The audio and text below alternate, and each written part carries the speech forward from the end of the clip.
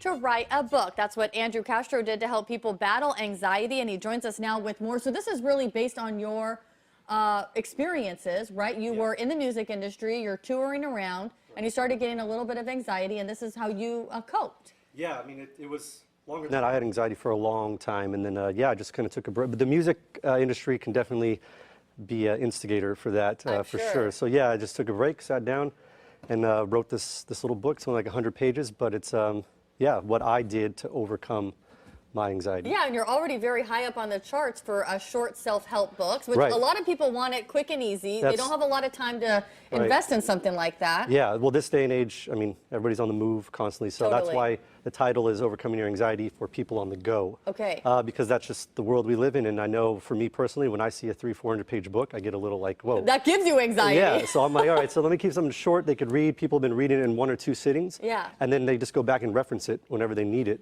What are some quick tips that you would give to people? Yeah, so the one thing is that I try to make it clear that this book isn't about like little tricks or gimmicks. So the things that are in this book are for the long haul. It's about changing your perspective.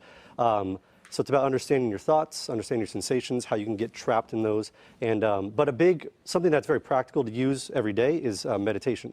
Something like meditation, 3 minutes in the morning, 3 minutes at night, really can just help you analyze the things that are going on without judging them. Yeah, that's funny. Tomorrow night at the Golden One Center arena here, they have a huge mass meditation that's happening at 5:30. So that might be a good intro for people who are interested in something like that. Doing a little bit at a time. I didn't know that. That's great. Meditation is really catching on over here in the West a lot, and so that's a very, very, very important tool. But the big thing about the book is just learning. I talked about flexing your acceptance muscle.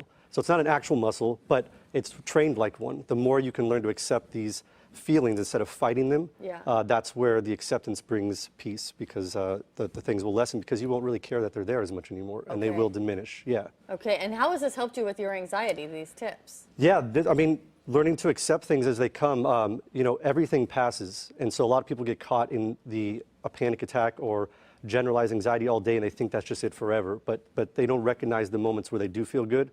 And that's just human nature. A lot of times you look to the negative, but everything passes, and learning to just over and over invite the anxiety in when it comes. Like, don't, you know, people get a little, I hate this, but it's like, I just started to go, well, come on in, but I'm going to continue hanging out with my friends, or I'm going to continue doing this, I'm going to continue to send my emails or read my book. And the more you do that, it's like a big bully. It wants your reaction. And so the less reaction you give it, the more you act on it instead of reacting, then the more it just starts to fade away like an actual bully does. I love it. So we'll have this info on gooddaysacramento.com, but we're